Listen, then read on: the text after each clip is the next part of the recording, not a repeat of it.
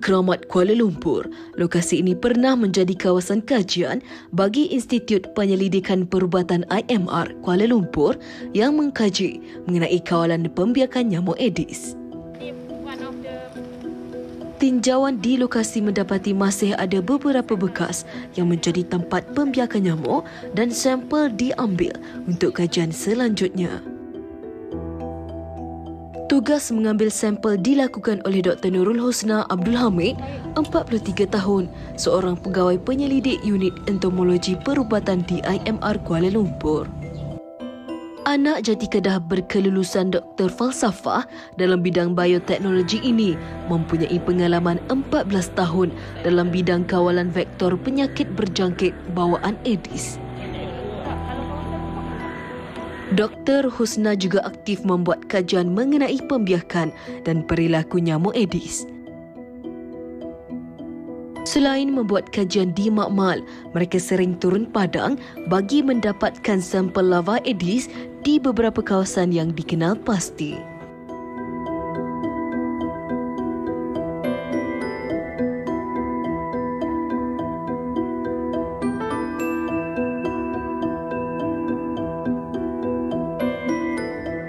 Sampel yang diambil dibawa ke makmal entomologi di IMR Kuala Lumpur bagi mengenal pasti jenisnya, sama ada Aedes aegypti atau Aedes albopictus.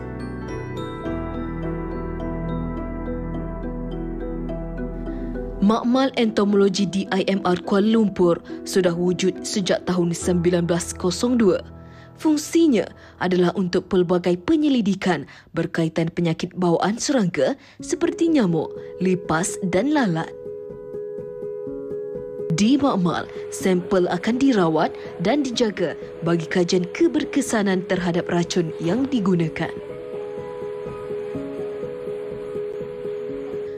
Pembiakan nyamuk mengambil masa 10 hingga 12 hari untuk meningkat dewasa menjadi nyamuk Aedes.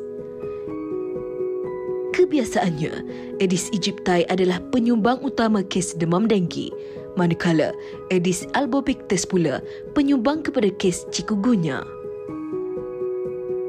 Nyamuk Aedes ni dia hanya memerlukan ketinggian air setinggi duit 50 sen lama.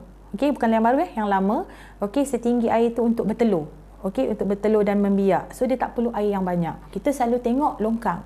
Kita tak pernah tengok kawasan, contohnya bahagian dapur kita. Okey, tempat kita keringkan pinggan. Selalunya tempat keringkan pinggan tu ada bekas di bawah. So selalunya nyamuk Aedes boleh bertelur kat situ. Selain daripada tu, kita orang pernah jumpa tempat pembiakan, tempat kita keringkan brus gigi. Okey, tempat-tempat macam tu sebenarnya kita terlepas pandang, tapi boleh jadi tempat pembiakan.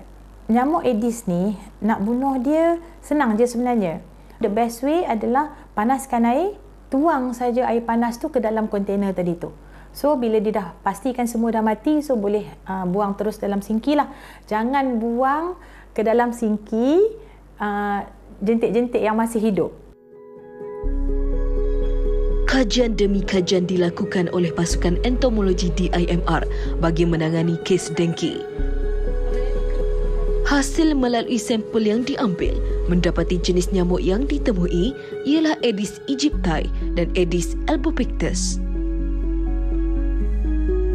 Demam denggi adalah sejenis penyakit merebak akibat gigitan nyamuk Aedes. Penyakit ini tidak boleh dipandang rendah. Sekiranya tidak dirawat dengan baik, ini boleh menyebabkan kematian. Secara puratanya, demam denggi ini dilihat tidak menunjukkan sebarang penurunan, malah ada di sesetengah tempat masih meningkat.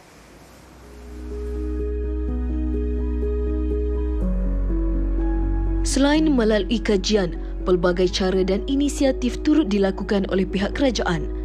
Antaranya seperti melakukan fogging di kawasan berisiko dan hebahan umum mengenai kesedaran penyakit demam denggi. Kerjasama seluruh masyarakat juga penting, antaranya dengan mengambil inisiatif sendiri untuk memusnahkan tempat pembiakan nyamuk Aedes di kawasan masing-masing agar kes demam denggi semakin berkurangan.